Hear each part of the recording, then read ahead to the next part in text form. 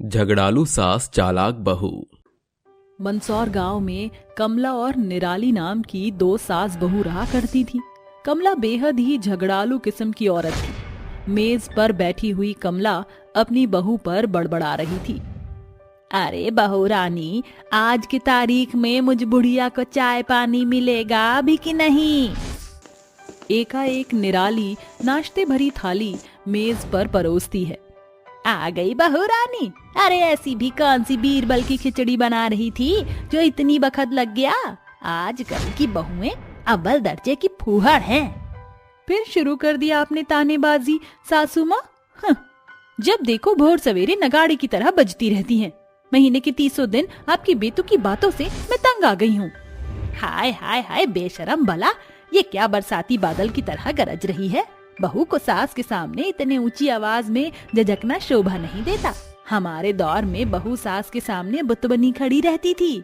माँ जी, आपका दौर गया जब बहुएं गऊ की तरह सीधी सादी हुआ करती थीं। ये निराली का नया दौर है, जहाँ आज की बहुएं नागिन की तरह बल खाती भी हैं और बैल की तरह सींग भी मारती हैं।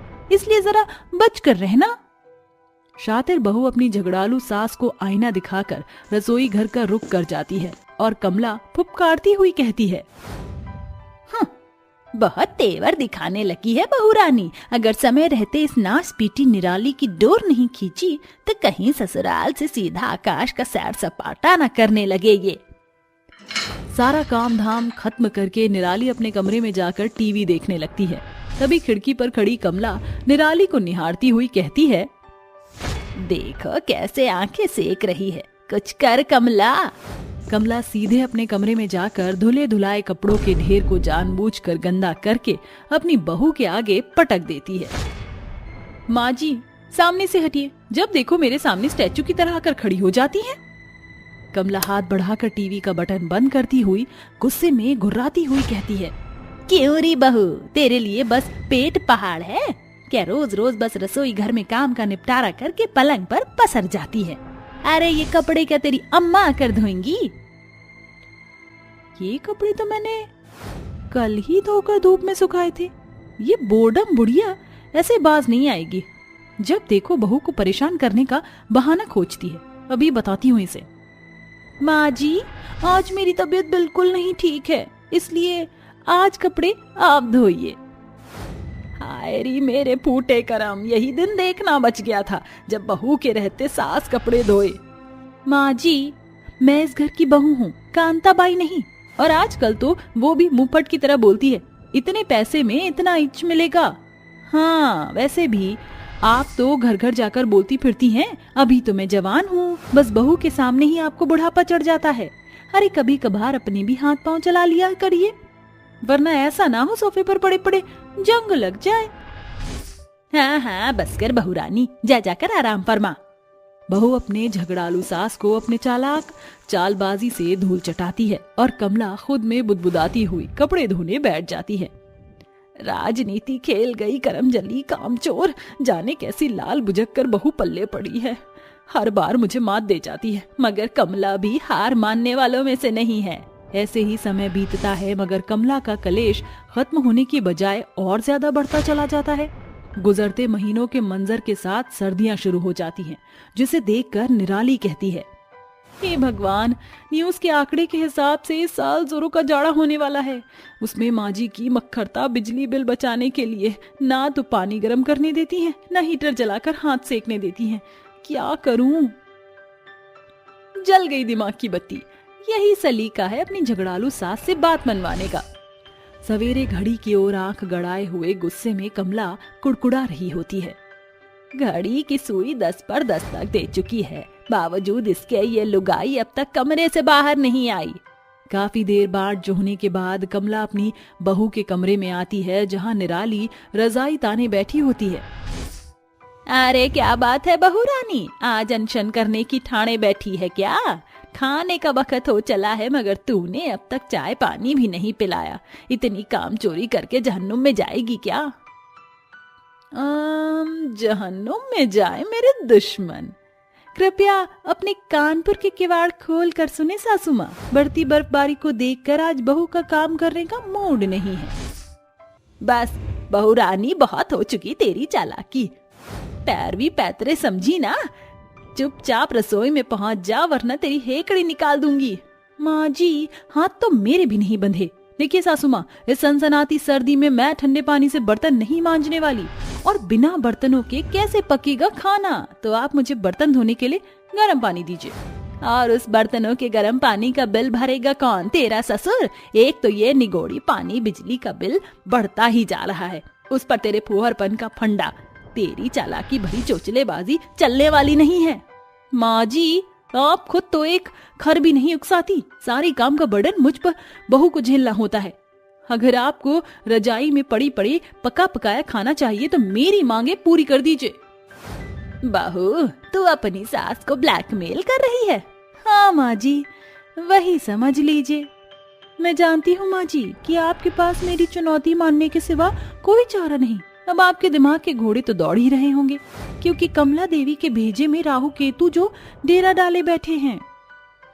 काफी देर झगड़ने के बाद भी कमला को कोई तोड़ नहीं दिखता और उसे अपनी बहू की बात माननी पड़ती है। मगर इतने पर भी कमला देवी अपने कदम पीछे कहाँ सरकाने वाली थी। वह भी कभी अपनी बहू का बनाया खाना बिगाड़ती तो कभी उसे कामों में उलझाए रखती। एक दिन रूपा पकवान से भरी परात लिए उसके घर आती है। कमला, आ रही हो कमला, कहाँ है? अरे आ गई, क्यों गला फाड़ रही है रूपा? कौन सी रेल छूट रही है? अरे कमला, कभी तो अपने कड़वे बोल छोड़कर मीठे मुंह बात कर लिया कर। अरे रूपा मौसी, जैसे शेर अहेर खाना नहीं छोड़ता, वैसे ही माँ जी को भी मीठे मुंह बात करने की आदत नहीं। इन्हें तो बस झगड़े की झांझ बजाना ही अच्छा लगता है। बात तो 100% सच कही तूने निम्मो बहू। अरे ये रूपा, तुझे निम्मो क्यों कह गई, निराली बहू? क्योंकि माँ जी आप कम्मो कहला सकती हैं तो मैं निम्मो क्यों नहीं? अरे बस बस, दोनों सास बहू झगड़ा झंझट करने पर उतारू ना हो। ये ले कमला, मेरा परिवार मथुरा बरसाने गया है, वहाँ के पेड़े लाई हूँ, दोनों सास बहू मिल बांट कर खा लेना। रूपा पेड़े से भरी थाली कमला को थमा कर चली जाती है और निराली हाथ बढ़ाकर बोलती है, लाइए माँ जी मेरा हिस्सा। काहे का हिस्सा? चल भाग यहाँ से, ये मेरा घर है, इसलिए इस दहलीज पर मेरा हक है। कमला बेचारी बहू से झगड़ा करके थाली छीन झपट कर खाने में भिड़ जाती है। गुस्से में हाथ मलती हुई निराली खुद से ही कहती है, लड़ाकू विमान कहीं की हपसी बुढ़िया, मेरे भी हिस्से का पेड़ा खा गई। मैं बद्दुआ देती हूँ मेरी सासू माँ को बदहजमी हो जाए। अभी निराली ऐसा कह ही रही थी कि उसके दिमाग में रसोई में रखी एक शीशी की छवि उभरने लगती है। बद्दुआ से बात बने ना बने, मगर उस शीशी से सासू माँ को टॉयलेट के चक्कर लगाने से कोई नहीं बचा पाएगा। बस जरूरत है एक प्याली चाय पिलाने की। निराली झट से रसोई घर का रुख करती है और 2 कप चाय के साथ बाहर आती है। माँ जी, ये लीजिए चाय। क्या बात है बहू रानी, ये देर दोपहर में चाय? माँ जी, सर्दी में चाय का कोई समय थोड़ी बंधा होता है, अब पी लीजिए। अचक्के में आकर निराली जमाल गोटे वाली चाय खुद ही पी जाती है और कुछ ही देर में सास बहू के पेट में गुड़गुड़ होने लगती है। हाय मोरी मैया, ये पेट में कैसा तूफान पल रहा है। अरे चिंदी चोर, क्या मिलाया था चाय में तूने? माँ जी, अगर जमाल गोटे वाली चाय आपने पी ली तो मेरे पेट में मरोड़ क्यों उठ रहा है? लगता है जमाल गोटे वाला चाय में ही कटक गई और मेरा पेट दर्द परात भरकर पेड़े खाने का नतीजा है, जिसे झगड़े से मैंने झपट लिया था।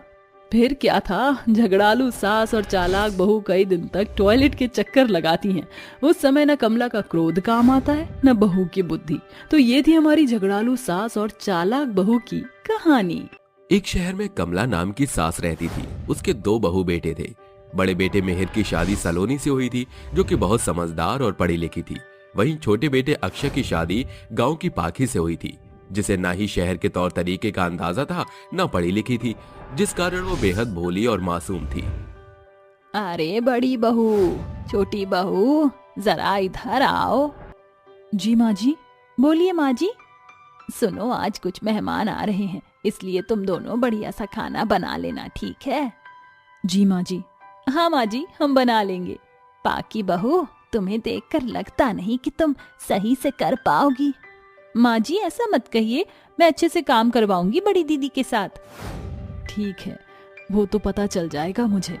ऐसा कहकर दोनों रसोई में जाकर खाना बनाकर तैयार कर लेती हैं। तभी कमला के दूर के रिश्तेदार आ जाते हैं और कमला अपनी बहू को आवाज लगाकर कहती है, अरे बहू जरा नाश्ता पानी ले आओ और बताओ चंपा दीदी, पवन भैया, कैसे हो आप? अरे बस ठीक है, बहुओं से मिलने आए हैं। अरे कहाँ है बहू? हम ये रहे बुआ जी, मामा जी। लीजिए नाश्ता कीजिए। नमस्ते बुआ जी, मामा जी।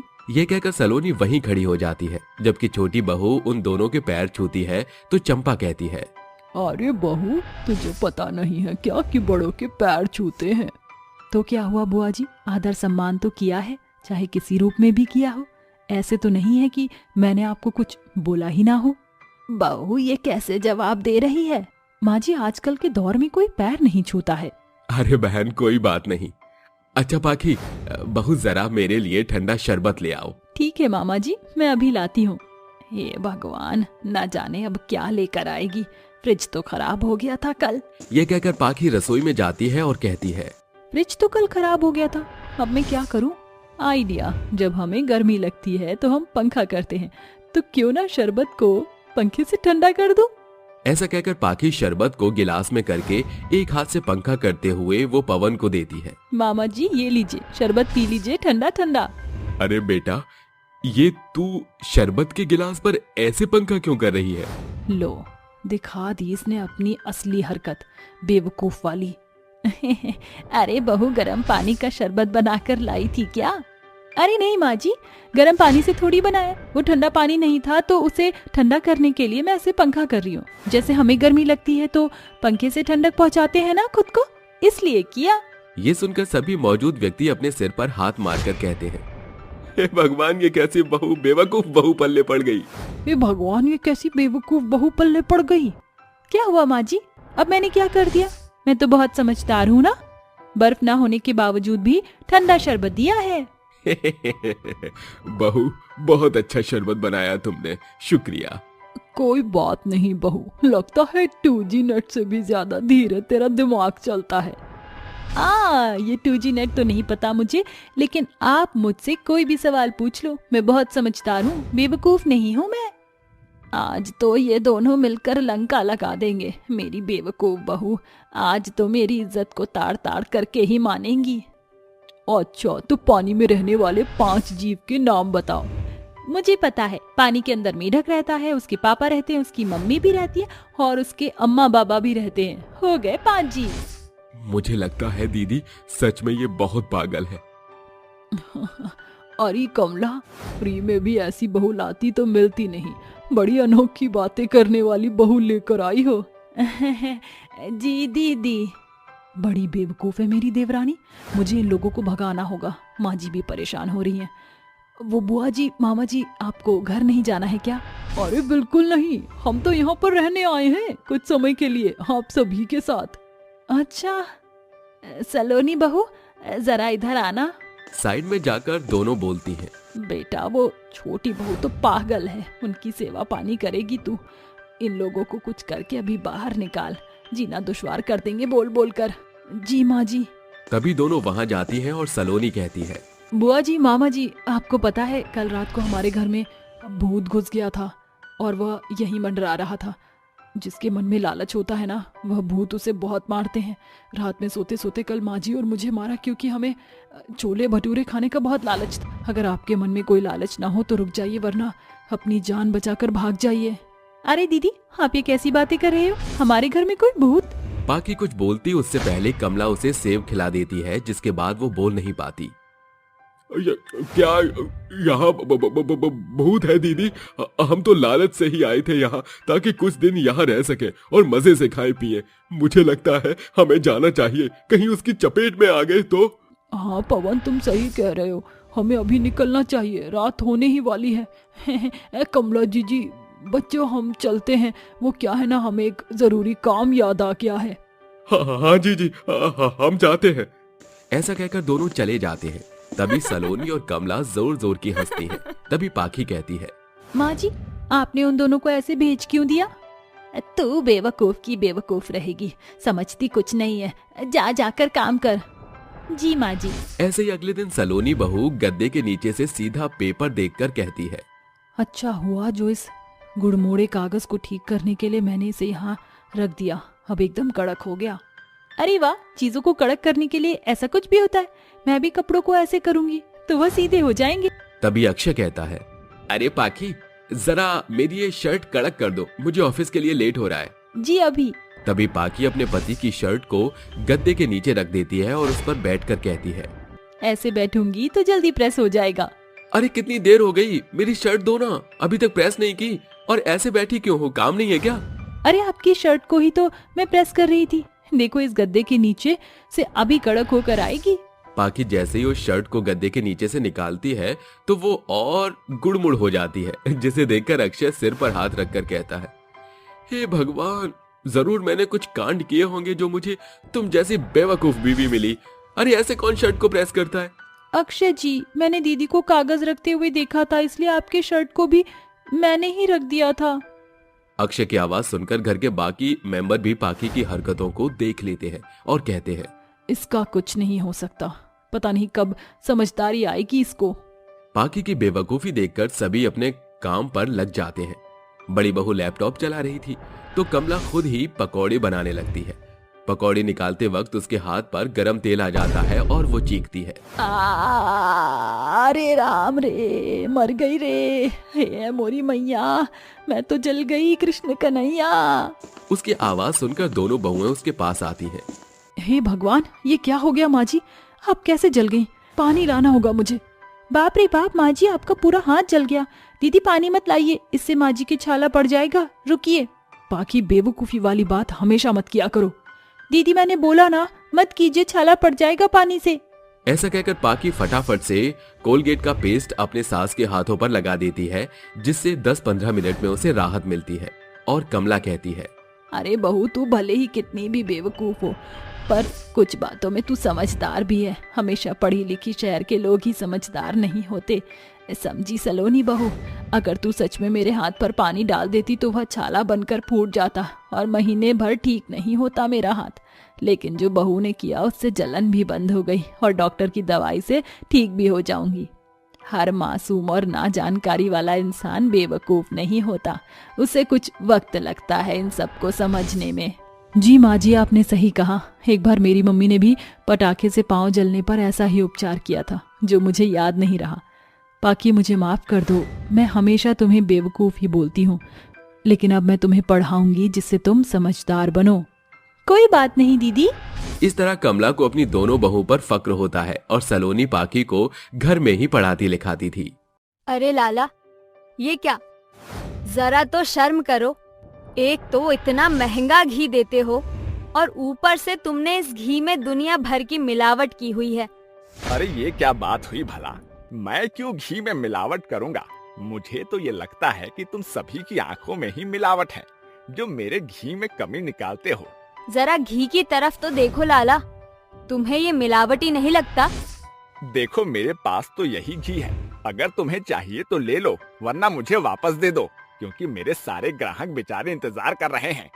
पार्वती लाला को कुछ नहीं कह पाती, जिसके बाद वो चुपचाप से घी लेकर घर आ जाती है। अरे इसे तो नरक में भी जगह नहीं मिलेगी।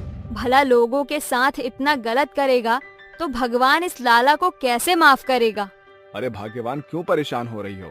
क्या हुआ, काफी गुस्से में दिख रही हो तुम। अरे गुस्सा ना हो तो क्या करूं? वो लाला गांव के हर एक व्यक्ति को लूट रहा है। जरा तुम ही देखो, ये कोई घी है? ये तो मिलावटी घी है। इसे खाकर कहीं हम बीमार ना हो जाएं। अरे अब हम कर भी क्या सकते हैं यार, गांव में एक ही लाला तो है जो घी बेचता है, वरना घी बेचने का काम इसके अलावा और कोई करता भी नहीं है।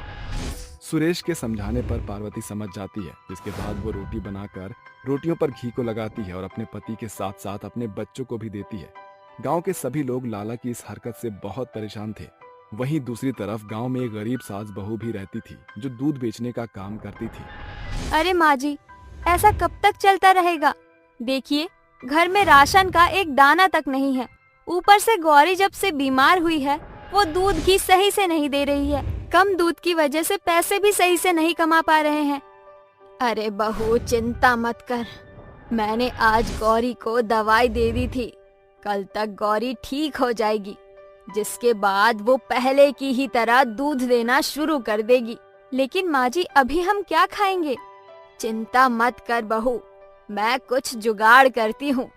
अंगूरी ऐसा कहकर अपनी सहेली के घर जाती है और उससे कहती है, अरे लिली, आज अगर तेरे घर में खाने के लिए कुछ बचा हुआ है तो जरा मुझे दे दे। आज हमारी कमाई ही नहीं हुई, क्या करूं? मेरी बहू और बेटा घर पर भूखे हैं। लिली अपने घर से बचा हुआ खाना और कुछ अनाज अंगूरी को दे देती है, जिसके बाद लिली अंगूरी से कहती है, अरे अंगूरी, तू एक काम क्यों नहीं करती? अपनी गौरी के दूध से ही घी निकाल कर बेचना शुरू कर दे, उसमें बहुत पैसा कमा लेगी तू। अरे हमारे गांव में लाला घी बेचता तो है, अरे वो तो कमबख्त बहुत ही लूटता है। अरे गांव के सभी लोग उससे बहुत ज्यादा परेशान हैं। ऊपर से वो घी में मिलावट भी करता है। अच्छा, ऐसा है क्या? हाँ ऐसा ही है। जब तू अपनी बहू के साथ मिलकर प्योर बिना मिलावट वाली घी बेचेगी तो गांव के सभी लोग तुझसे ही घी खरीदने लगेंगे और तेरा काम भी बहुत अच्छे से चलेगा। लेकिन घी निकालने वाली मशीन लाने के लिए मेरे पास पैसे नहीं हैं। अरे उसका भी समाधान है, थोड़े पैसे मुखिया से उधार ले ले और जब काम शुरू हो जाए तो उसे वापस लौटा दियो। ठीक है, मैं इसके बारे में जरूर सोचूंगी। ऐसा कहकर अंगूरी वहां से घर वापस आ जाती है, लेकिन वो अपनी बहू पूनम को इसके बारे में कुछ भी नहीं बताती। ऐसे ही 1-2 दिन बीत जाते हैं। तभी गांव में मिलावटी घी खाने की वजह से गांव के कई सारे लोग बीमार पड़ जाते हैं और सभी लाला के पास आकर उससे कहते हैं, अरे लाला के बच्चे, तूने अगर घी में मिलावट करना बंद नहीं किया तो मैं तेरा वो हाल करूंगा जो तूने कभी सपने में भी नहीं सोचा होगा। अरे इस लालची लाला की मिलावट के चलते मेरे दोनों बच्चे घर में बीमार हैं। अरे लाला थोड़ी तो शर्म कर। अरे भला मैं क्यों शर्म करूं? मैं तो अपनी तरफ से पूरा अच्छा ही घी देता हूं। लेकिन तुम ही लोग मेरे घी में नकल निकालते रहते हो। जब तुम्हें इस गांव में कोई दूसरा घी बेचने वाला मिलेगा तब तुम्हें समझ आएगी कि असली मिलावट कौन करता है। लाला अपनी चिकनी चुपड़ी बातों में घुमा फिरा कर लोगों को बेवकूफ बनाता है और उन्हें मिलावटी घी बेचता है। ये सब अंगूरी को बहुत बुरा लगता है, जिसके बाद अंगूरी अपने घर आकर अपनी बहू से कहती है, अरे बहू, मैंने कुछ सोचा है। मैंने देखा है कि हमारा दूध कोई जल्दी से खरीदता नहीं है और फिर दूध बेचकर हमारा गुजारा भी नहीं हो पा रहा है। क्यों ना हम दूध से घी निकालकर लोगों को बेचना शुरू करें। लेकिन माँ जी, घी निकालने वाली मशीन तो हमारे पास है ही नहीं और मशीन आपको पता है कितनी महंगी आएगी। अरे बहू, इसकी चिंता तू मत कर, मैंने सब कुछ सोच लिया है। अंगूरी ऐसा कहकर गांव के मुखिया के पास जाती है, जिसके बाद वो गांव के मुखिया से कुछ पैसे उधार लेती है और घी निकालने की मशीन लेकर आती है। ये देख बहू, मैं घी निकालने की मशीन ले आई हूँ। लेकिन माँ जी, आप ये घी निकालने की मशीन कहाँ से लेकर आई हो? अंगूरी पूनम को सारी बातें बताती है, जिसे सुनने के बाद पूनम कहती है, अरे माँ जी, अगर घी बेचने का काम नहीं चला तो हम लोग तो कर्ज में डूब जाएंगे। अरे बहू, बुरा मत सोच, सब कुछ अच्छा ही होगा। ऐसा कहकर अंगूरी गौरी के दूध से घी निकालने की कोशिश करती है। देखते ही देखते अंगूरी मशीन के द्वारा एकदम प्योर घी निकाल लेती है, जिसे देखते ही वो कहती है, अरे वाह, ये तो सच में एकदम प्योर घी निकला है। गांव के सभी लोगों को ये बहुत पसंद आएगा। अंगूरी पहला निकला हुआ घी सबसे पहले अपनी सहेली लिली को देने जाती है। इतना अच्छा घी खाकर लिली बहुत खुश होती है। अरे वाह, क्या बात है, ये तो बहुत ही स्वादिष्ट है। अरे अंगूरी, मैंने तुझे कहा था ना, तू इस काम को बहुत अच्छे से कर सकती है। अरे ये सब तेरी ही देन है। अगर तूने मुझे सही रास्ता दिखाया ना होता तो आज हम ये सब कर ना पाते। अगले दिन से अंगूरी घी निकालने की मशीन से थोड़ा थोड़ा घी निकालती है और गांव के लोगों को थोड़ा थोड़ा करके बेचने लगती है। जैसे ही गांव के सभी लोग अंगूरी का निकाला हुआ देसी शुद्ध घी खाने लगते हैं, गांव के सभी लोग लाला से घी लेना बंद कर देते हैं। अरे वाह अंगूरी बहन, तुम्हारी मशीन से तो एकदम प्योर शुद्ध देसी घी निकलता है, और ऐसा घी तो अभी तक मैंने खाया भी नहीं है। अरे कम से कम उस लालची लाला की तरह तो नहीं है जो देसी घी के अंदर भी मिलावट करके बेचता है। उसकी वजह से गांव के कितने लोग बीमार पड़ गए हैं। अरे आप लोग चिंता मत कीजिए, आज से हम दोनों अपनी गौरी के दूध से प्योर घी बनाकर आप लोगों को बेचेंगे। गांव के सभी लोग लाला से घी लेना बंद कर देते हैं, जिसके बाद से सभी लोग पूनम और अंगूरी का ही घी खरीदते हैं। देखते ही देखते अंगूरी और पूनम का घी गांव में सबसे ज्यादा फेमस हो जाता है। शुद्ध देसी घी बेचने के चलते उनकी अच्छी खासी कमाई भी होने लगती है, जिसके चलते वो बहुत सारी गाय खरीद लेती हैं। देखते ही देखते उन दोनों सास बहू की सभी परेशानियां ठीक हो जाती है, जिसके बाद वो दोनों खुशी खुशी रहने लगती हैं। सागरपुर गांव में रहने वाला जीतू एक मांझी था जो गांव के तट पर नाव खेता था, जो श्रद्धालु और सैलानियों को नदी के एक छोर से दूसरे छोर तक पहुंचाया करता था। जीतू जब केवल 10 साल का था तभी उसके माता पिता चल बसे, जिस कारण बेहद कच्ची उम्र में जीतू के कंधों पर घर का भार सवार हो गया। ऐसे में जीतू खुद भूखा रहकर अपनी बहन जूही को भरपेट खिलाता और भट्टियों की तपिश सहकर तो कभी बोरियों की लदनी ढोकर पैसे जोड़ बटोर कर एक नाव खरीदता और मांझी बन गया। आओ आओ श्रद्धालुओं, मेरी नाव में सवार हो जाओ, बैठो मेरी नाव में और चंद पल में पार पहुंच जाओ। आओ आओ आओ। कुछ लोग जीतू की नाव में सवार हो जाते हैं, जिसके बाद जीतू नदी के हिलोरे में नाव खींचता हुआ उन्हें पार पहुंचा देता है। बदले में जीतू को पैसे मिलते हैं, जिसे लेकर ढलते सूरज के संग जीतू नाव को नदी किनारे बांधकर घर लौट आता है। छुटकी, कहाँ है तू? भैया आप आ गए, जल्दी से हाथ मुंह धो लीजिए, मैं खाना परोसती हूँ। जूही जीतू के सामने खाना परोस देती है, जिसे खाकर जीतू अपनी बहन की बड़ाई करते हुए कहता है, अरे वाह छुटकी, क्या जायकेदार दाल बनाई है, और चावल भी एकदम खिले खिले दिख रहे हैं, लग ही नहीं रहे कि कोटे के हैं। अरे भैया अब इतनी बड़ाई मत करो। अरे कैसे न करूं बढ़ाई, मेरी बहन के हाथों में साक्षात माँ अन्नपूर्णा का बसेरा जो है। छुटकी, जब तू विदा हो जाएगी तो कौन पकाएगा मेरे लिए रोटियां? तब तो अपना हाथ ही जगन्नाथ बनाना पड़ेगा। भैया अपनी बहन के ब्याह का सपना बिसार क्यों नहीं देते? इस घनघोर गरीबी में हमारे घर का चूल्हा जलना ही बड़ी बात है। आज के महंगे दौर में चारों ओर दहेज की होड़ है, कहाँ से आएगा इतना दाम दहेज? जूही, जैसे पांचों उंगलियां एक बराबर नहीं होती मेरी बहन, वैसे हर इंसान लोभी नहीं। दुनिया में सभी के अलग अलग किरदार हैं। मेरी बहन दुल्हन भी बनेगी और उसकी डोली भी उठेगी। ऐसे ही समय बीतता है। जीतू पैसे जोड़ने की होड़ में अब रोजाना सुबह होते ही नदी पर पहुंच जाता। एक दिन जब वह नदी के दूसरे पार से नाव मोड़ रहा होता है, तभी उसकी नजर नदी में डूब रहे एक बूढ़े शख्स पर जाती है। अरे ये तो डूब रहे हैं, कुछ कर जीतू। जीतू सरपट से अपनी नाव दौड़ाकर उस डूबते हुए शख्स को नाव में खींच लेता है। काका, आप ठीक तो हैं?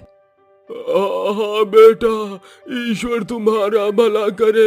अरे तुमने मेरी जान बचा ली, वरना ये नदी का उफनता बहाव मुझे डुबो देता। वैसे आप कहाँ जा रहे थे? अरे बस बेटा, अपने बेटे के ब्याह की बात करने बगल के गांव में गया था। जाने समाने को हुआ क्या है, कोई भी रईस हम गरीबों से नाता जोड़ना ही नहीं चाहता। जुमान जी की बातें सुनकर जीतू को अपनी बहन का ख्याल आता है। वैसे काका, आपका बेटा भी कुंवारा है और अब मेरी बहन का भी लगन नहीं हुआ। अरे बेटा, ये शायद ईश्वर का संजोग है जो मेरी भेंट तुमसे हुई। जीतू जुमान जी को अपने घर का पता दे देता है। अगली सुबह जुमान जी अपने बेटे रवि को लेकर जीतू के घर आता है। रवि को पहली ही नजर में जूही जच जाती है और पारिवारिक रजामंदी से शादी पक्की हो जाती है। देखते ही देखते हर दिन बीतता जाता है। जीतू अपनी बहन की शादी की चिंता में घुला जा रहा था। एक दिन वह नाव में सवार सैलानियों को लेकर जा ही रहा था कि उसमें बैठा पुजारी बोल पड़ता है। अरे क्या बात है जीतू माझी, आज तुम्हारा चेहरा मुरझाया क्यों है? अरे क्या बताऊं पुजारी जी, बड़ी मुश्किल से मुझ गरीब भाई की बहन का ब्याह पक्का हुआ है। शादी में सप्ताह भर भी नहीं बचा, बावजूद इसके मैं अब तक एक पाई भी नहीं जोड़ पटोर पाया। अरे जीतू, फिर तो तुझे इच्छा पूर्ति वट वृक्ष के पास जाने की जरूरत है। इच्छा पूर्ति वट वृक्ष, ये क्या है? अरे इस नदी पार से एक जंगल शुरू होता है, जब जिसके अंदर एक बहुत पुराना जादुई पेड़ है, जो गरीबों की जात भाप कर होने वाली दुल्हन और दूल्हे दोनों को आशीर्वाद स्वरूप शादी का जादुई जोड़ा देती है। मगर तुम्हें उस पेड़ में एक लाल रंग की चुनरी चढ़ानी होगी। बहुत बहुत धन्यवाद पुजारी जी। जीतू पैसे जोड़कर बटोर कर एक लाल रंग की चुनरी खरीद लेता है और अगली सुबह उस जंगल के पेड़ के पास जा पहुंचता है। पूरे जंगल में इस पेड़ पर ही लाल रंग की चुनरियां बंधी हुई हैं। इसका मतलब यही जादुई इच्छा पूर्ति पेड़ है।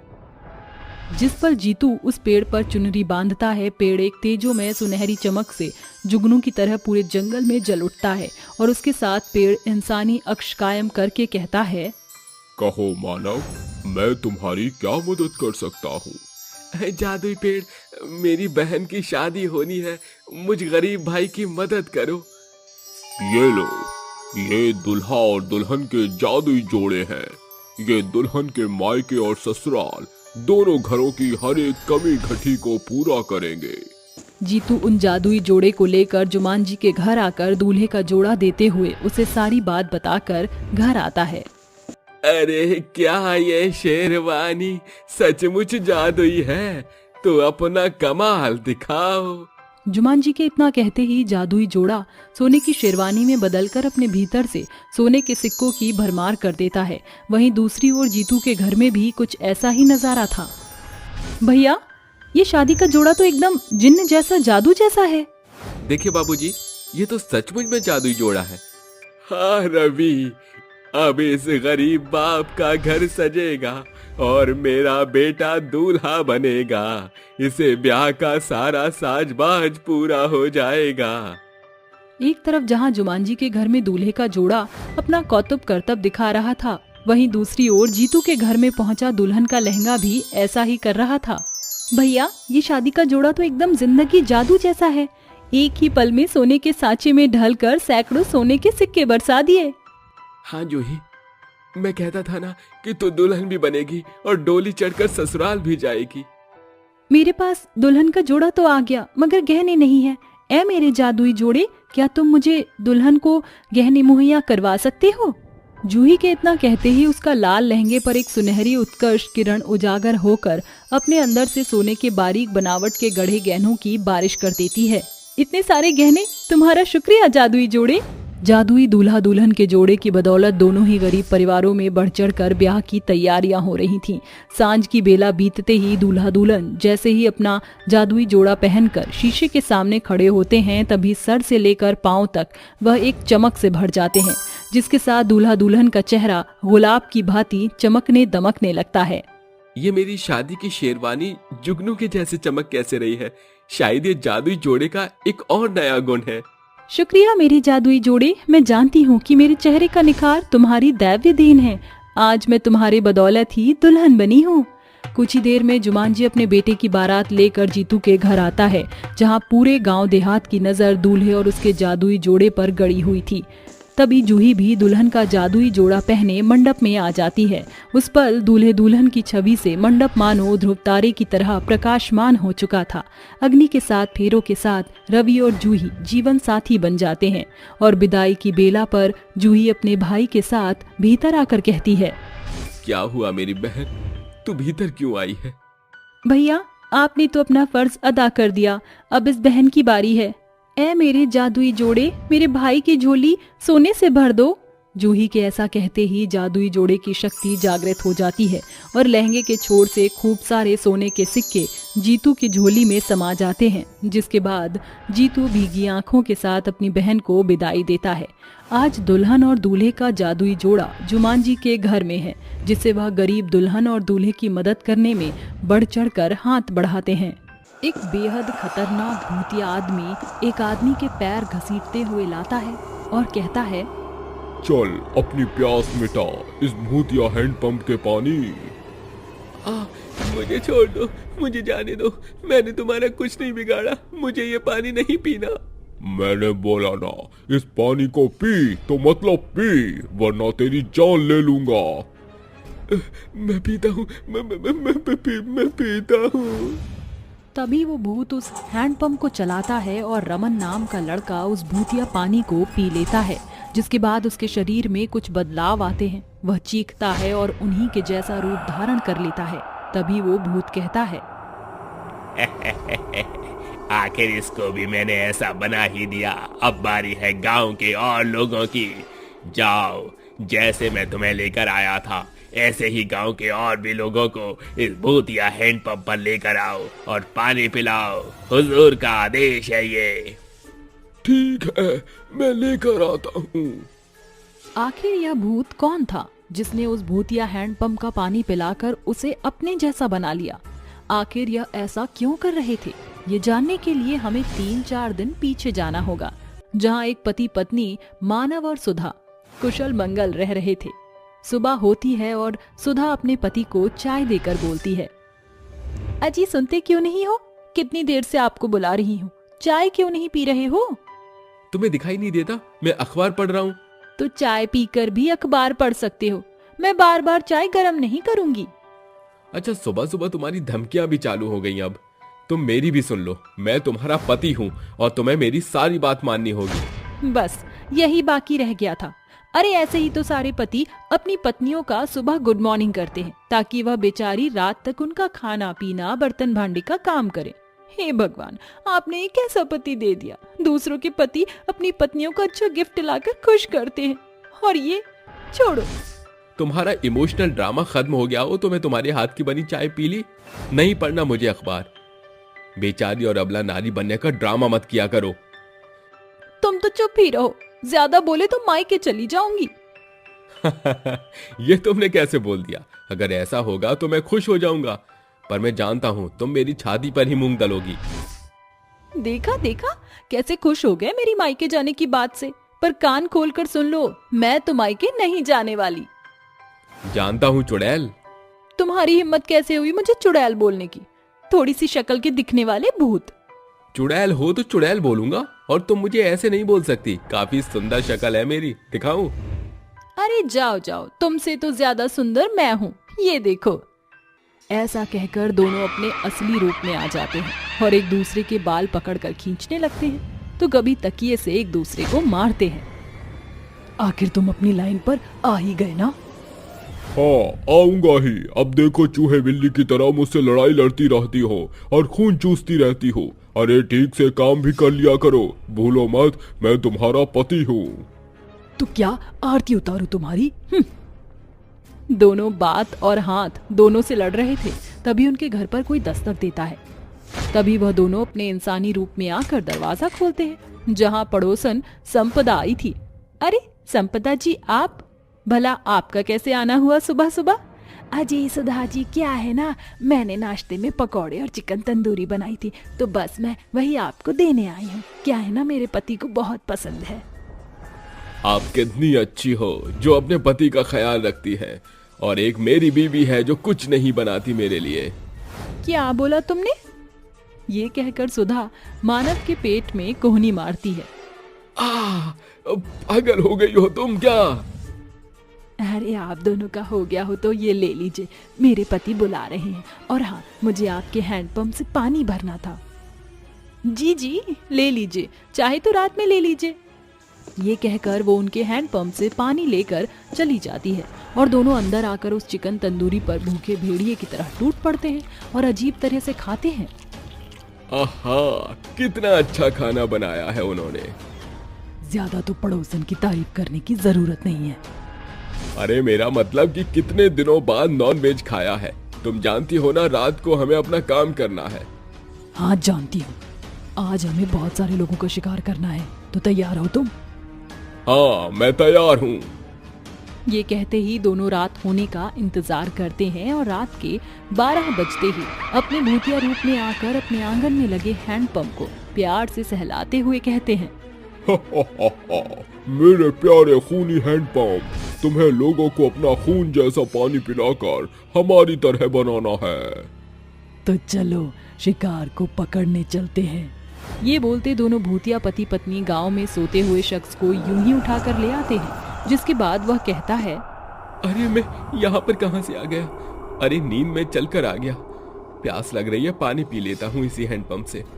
ये बकरा तो खुद ही हलाल होने जा रहा है।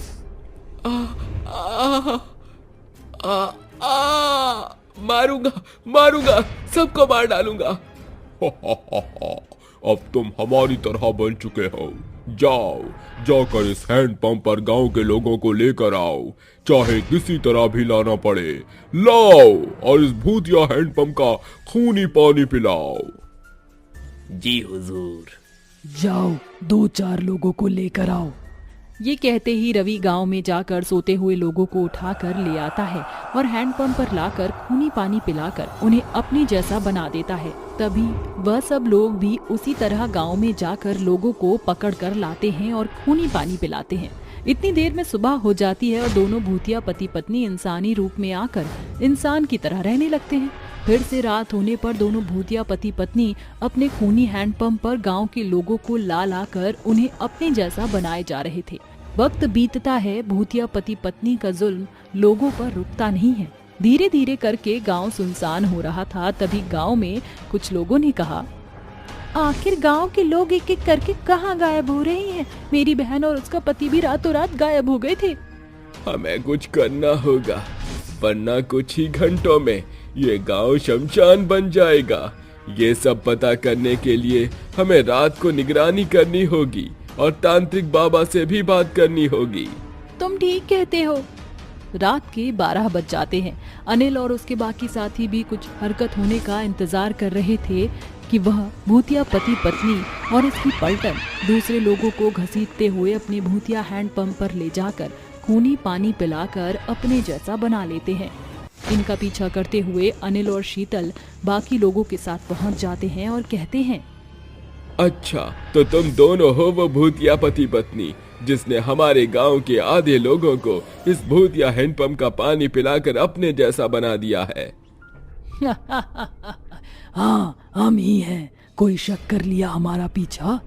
तो आओ, तुम्हें भी अब हम अपने जैसा ही बना देंगे। सोचना भी मत तुम दोनों, भूतिया पति पत्नी का खेल अब खत्म। अब हम तुम्हें लोगों की जान से खिलवाड़ नहीं करने देंगे। अच्छा, अभी तुम्हें रात में असली तारे दिखाता हूँ। ये बोलते ही वो भूत शीतल और अनिल को हवा में लटका देता है। वो मदद की गुहार लगाते हैं ही कि इतने में उनका तांत्रिक वहाँ अपने अभिमंत्रित मंत्रों से उन भूतिया पति पत्नी को जंजीरों में जकड़ लेता है और वो दोनों आजाद हो जाते हैं।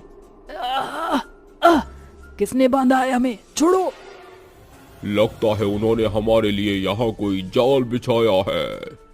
तुम जैसे भूतिया पिशाचों को काबू में करने के लिए जाल ही बिछाया जाता है। ओम ह्रीम भीम क्लीम चामुंडाय विच्चे नमः। लो, इस मंत्र के बाद तो अब तुम बिल्कुल भी यहाँ से नहीं निकल सकते। तो बताओ, तुम लोगों को अपनी तरह ऐसे क्यों बना रहे हो? ताकि इस गांव पर कब्जा करके राज करे, जिसके लिए गांव वालों का खात्मा होना तो जरूरी है ना। तो हमने भूतिया हैंडपंप को अपना हथियार बनाया है। तुम्हारे इस टुच्चे मुच्चे मंत्रों से हमारा कुछ नहीं होगा। वो तो अभी पता चल जाएगा। बाबा, हमें इसके भूतिया हैंडपंप को अभी के अभी नष्ट करना होगा। हाँ बेटा, मेरे पास अजमेर शरीफ का पवित्र जल है जो मेरे मंत्रों के साथ इसके भूतिया हैंडपंप का सर्वनाश कर देगा। ओम नमो हनुमते सर्वशत्रु संहाराणाय सर्वरोग सर्व वशीकरणाय रामदूताय स्वाहा।